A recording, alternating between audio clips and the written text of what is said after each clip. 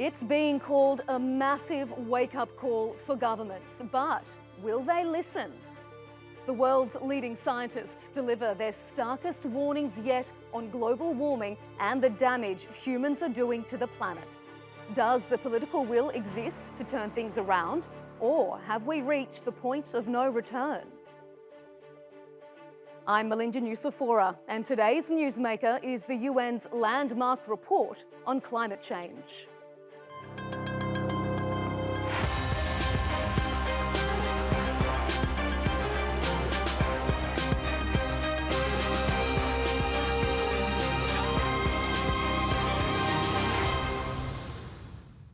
Over the past decade, the catastrophic effects of climate change are sounding more and more apocalyptic.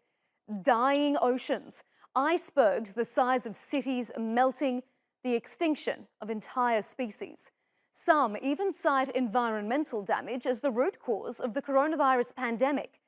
People have gone as far as to say it's the end of days, as floods and fires get worse each year. With unprecedented levels of drought across Africa, millions may soon face a prolonged famine. In Kenya, locusts, once a destroyer of crops, are now a source of food. In India, scientists have long said climate change is creating extreme weather conditions, resulting in heavier and heavier downpours, especially during monsoon season. In Kazakhstan, a heat wave on the arid Kazakh steppe has turned a once sprawling grassland into a mass grave for horses. Greenland's ice is melting faster than any time in the past 12,000 years at around 1 million tonnes a minute. This week, enough melted to cover the US state of Florida in 5 centimetres of water. In the Andes, a mega drought has left some peaks entirely without snow, and nothing remains of Lake Pupo, the second largest in Bolivia, except cracked earth. These are just a tiny fraction of the stark realities the Intergovernmental Panel on Climate Change has highlighted. The UN group has just released a landmark report it hopes will force governments to bring the climate crisis under control and do it quickly, as Mohammed Walji explains. It is indisputable that human activities are causing climate change and making extreme weather events more frequent and severe. It's the largest ever report into climate change, and its message could not be clearer. Humans are killing the planet. The damning UN report, supported by 195 governments and based on more than 14,000 studies, says the world is getting hotter, it's happening fast, and we've already done irreparable damage. But the world's best and brightest say there's still time to save ourselves, but only if we act now. Within 2 decades, the planet's average temperature will likely reach the 1.5 degrees Celsius limit pledged in the Paris Climate Agreement. It may not sound like much, but any higher, and the result could be even more catastrophic than it already is. Devastating droughts, flash floods, wildfires, and crippling heat waves have already hit millions. Unless we make dramatic changes, they'll become more frequent and more ferocious. Sea levels are also rising more rapidly than ever, which means some coastal cities could quite literally become submerged.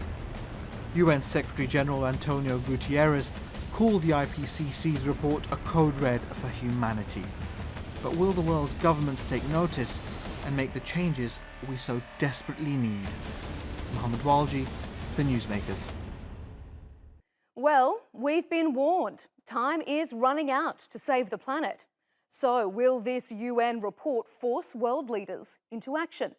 To discuss that, I'm joined now from Perth, Australia, by Professor of Sustainability at Curtin University, Peter Newman.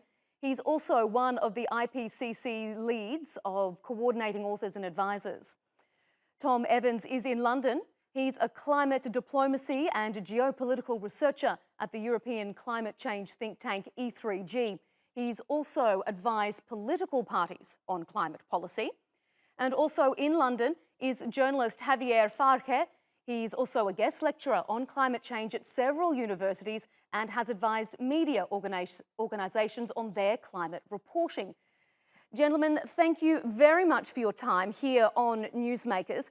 Peter, I want to start with you. Scientists and environmental activists have commented that this report is a massive wake-up call. But it feels as if we've been saying this time and time again, and governments still haven't woken up to the fact that this is really happening. Why should this wake-up call resonate with governments differently than other wake-up calls in the past?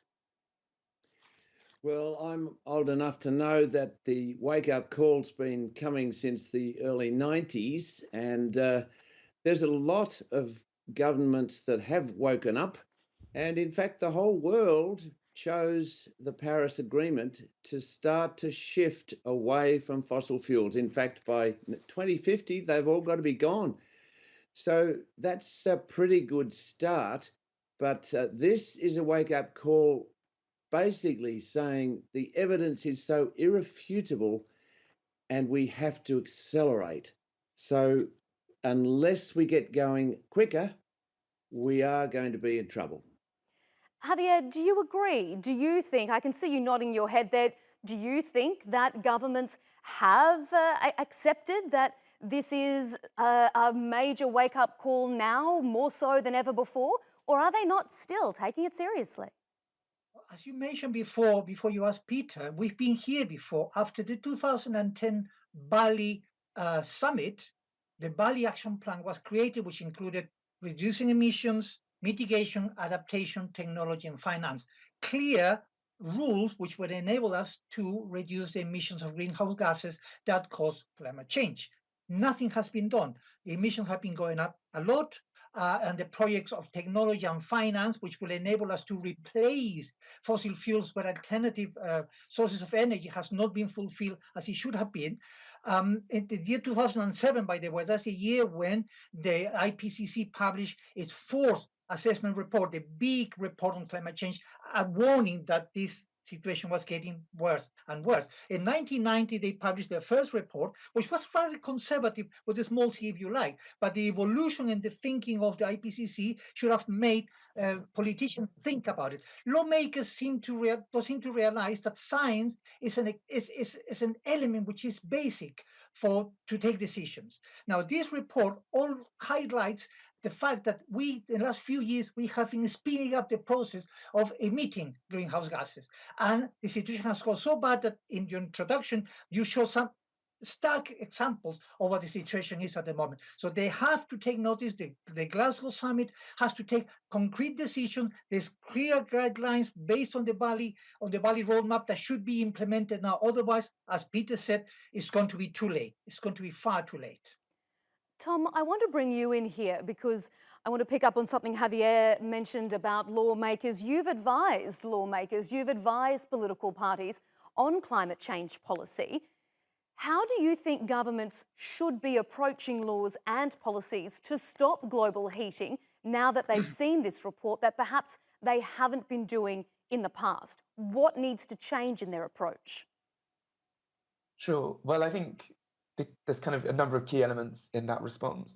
I think firstly, it's about setting that long-term trajectory and being clear about the need to ultimately end the country's contribution to climate change, reaching, as the UK, as many other countries have already done, setting a really clear long-term net zero target. But that's definitely not enough. And we've had targets set for years, and they don't necessarily deliver action. So I think in addition to that, it's about bringing forward two other things. Firstly, short-term clear targets for the next 10 years, committing in line with what the IPCC says, which is to halve emissions by 2030 against 2010 levels, if we're going to be able to keep climate change to that 1.5 limit, beyond which catastrophic impacts will be incredibly damaging for the planet and for society. And then once you've set those targets, it's actually about delivering the finance to achieve them. And for many of the rich countries, that's straightforward because they have the capital and the markets to be able to deliver that. The key challenge is actually unlocking that finance for the developing world, for the most vulnerable countries who don't have capital to hand to be able to unlock this transition. And I think that's incumbent upon the rich nations to then come forward with the packages of finance that can unlock transition, whether out of fossil fuels or creating much more adaptation and resilience to climate impacts, as we know they're really starting to bite. And if we don't have that finance coming forward, it's going to be impossible to manage them.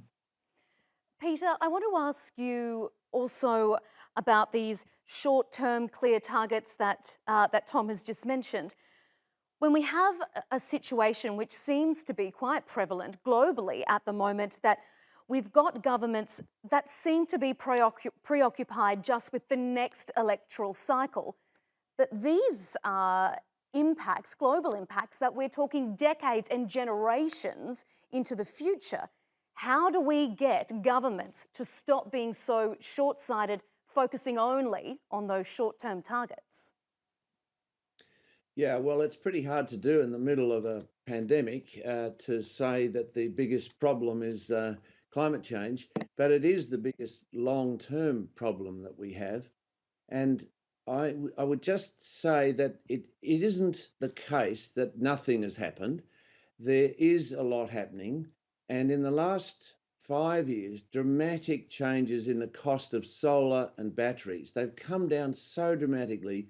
They are now the cheapest source of power the world has ever seen. And they are obviously taking off in many of the wealthier parts of the world, dramatically increasing, and not just because governments want it, but because industries want it, and because the finance community has said, we won't give you money unless you show net zero outcomes. This is a dramatic change that we haven't seen. We didn't really predict it coming. And I think in many ways, COVID has unlocked it. So governments now need to see that it's easier for them than it was 5 years ago to make a stronger commitment, because the technology is there and it's not going to cost much. They can get moving now. That message is getting clearer. How do you equate that, though, with countries like Australia, where you're coming to us from, where governments are still so reliant and influenced by the fossil fuel, by mining industries? They say that it's too costly for the economy to turn away from the reliance on things like coal, on gas. It would cost jobs, it would be detrimental to the economy. Is that no longer an argument that they can put forward? Well, it isn't. They can say it, but it's like just whistling in the wind. The reality on the ground is that ordinary households and businesses are making the change.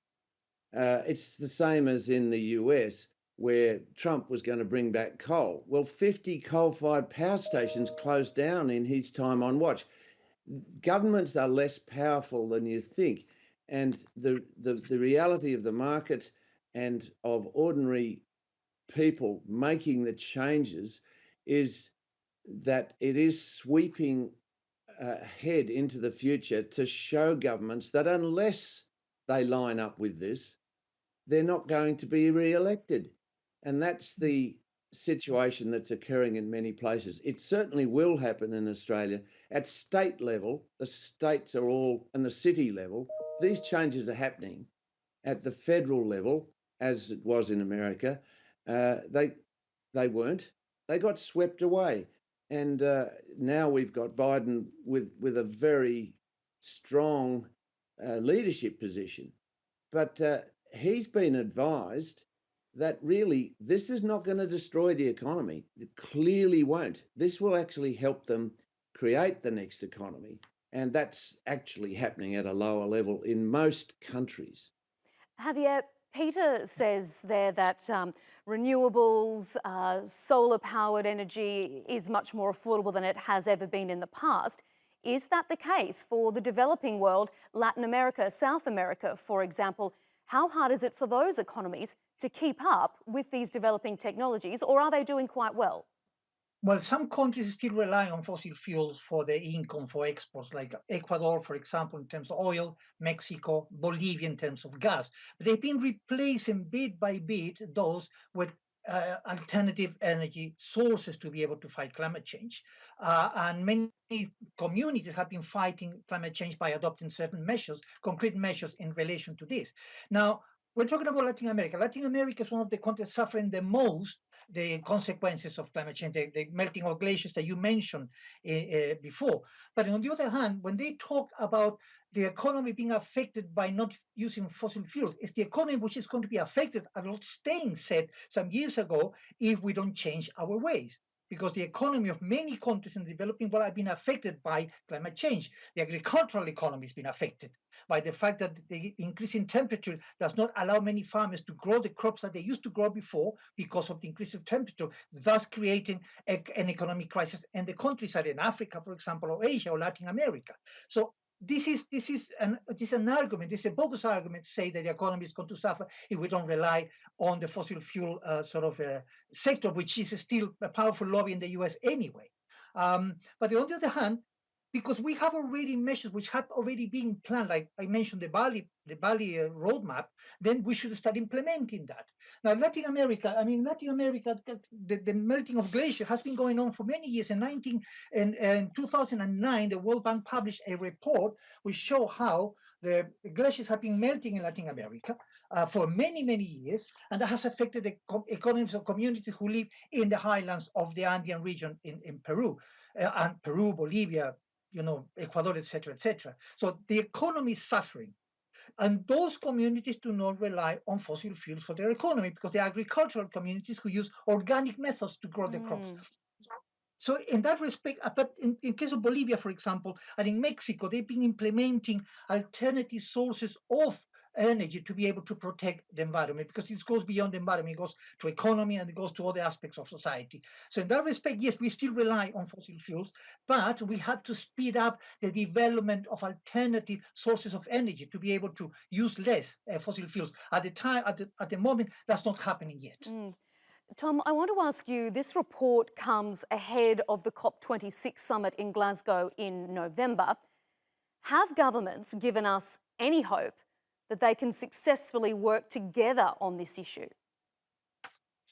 Sure. Well, I think it's actually quite interesting, in fact, that this report ultimately is endorsed by every government who is part of the Ipcc, because it's a government negotiated process, and the report reflects that outcome. So there's already implicitly in this report a willingness from governments to accept that reality, to accept that science. Now, in the past, IPCC reports have been contested, so it's not a perfect demonstration of the will of countries to turn up and negotiate with the intensity and seriousness required.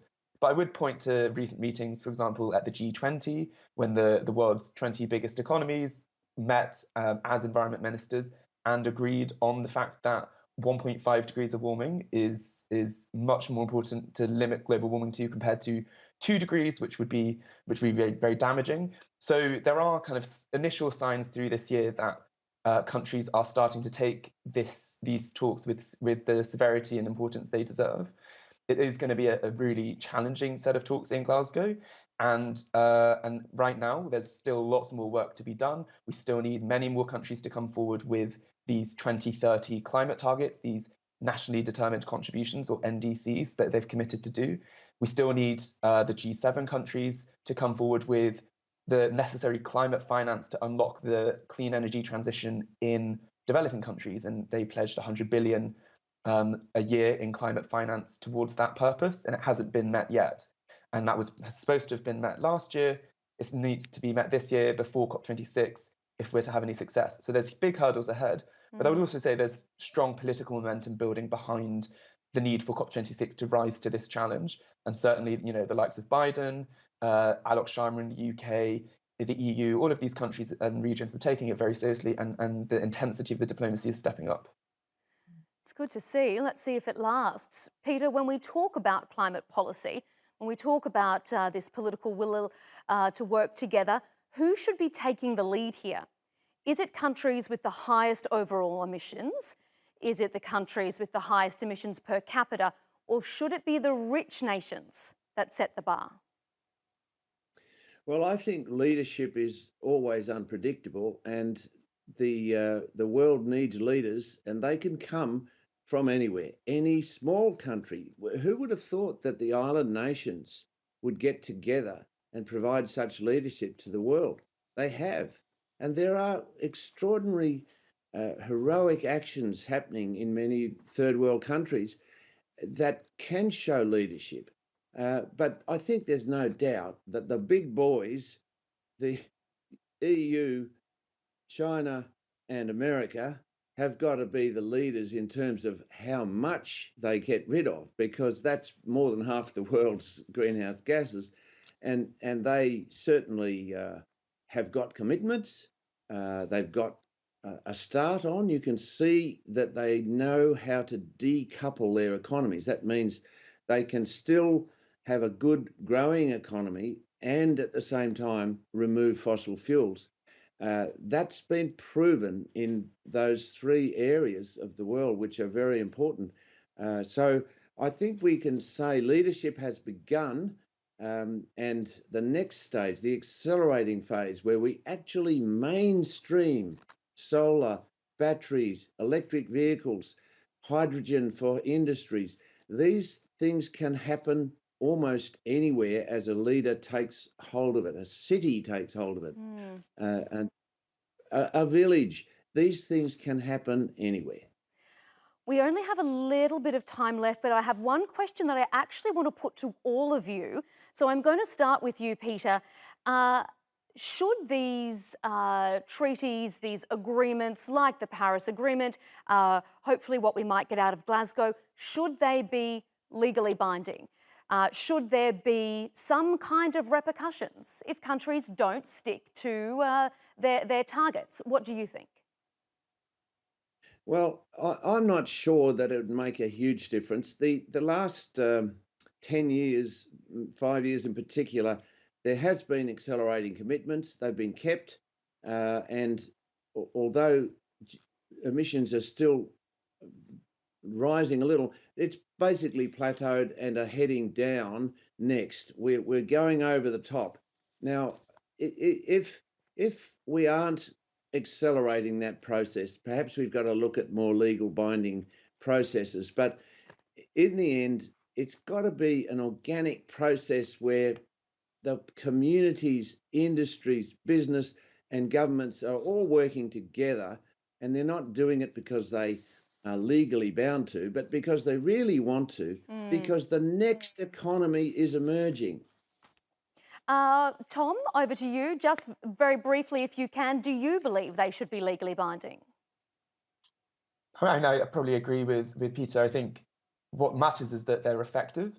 And what we've seen is with the Paris Agreement, it's really set that trajectory. And now the race is on, as he was describing, for the net zero markets of the future, who is going to actually lead and kind of dominate those future technologies. And I think that's a huge motivation rather than forcing and punishing and complying. I think actually having that kind of competition and kind of peer pressure amongst nations is incredibly effective. And that's, we don't have time to reinvent the wheel and make a perfect system. We have the Paris Agreement.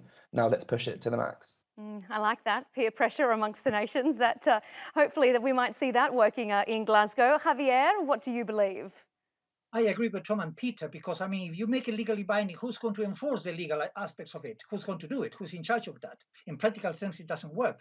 In practical terms, works concrete measures, as Peter mentioned, a joint venture between the private sector, the public sector, governments, so we can implement. There are many communities in the world. In India, there's a community that has empowered 60,000 women in rural areas to work on projects, sustainable projects which fight climate change. They have found alternatives to fossil fuel extraction of oil from the underground to irrigate the lands. In Africa, there are projects in Africa and Kenya, which has suffered a great deal because of climate change, to recycling the trees so they don't have to use and build bricks to build houses, so they don't have to use fossil fuels. There are many alternatives going on in the world that has to be known, and it has to be supported by governments, by the public sector, by the financial side of these agreements, especially the Bali Agreement, the Bali Action Plan, which put together will help us fight climate change. Legally binding, yes, but I mean, sometimes legality doesn't exactly guarantee efficiency, as Tom Wright said so. So I think the best way is that we get on with it,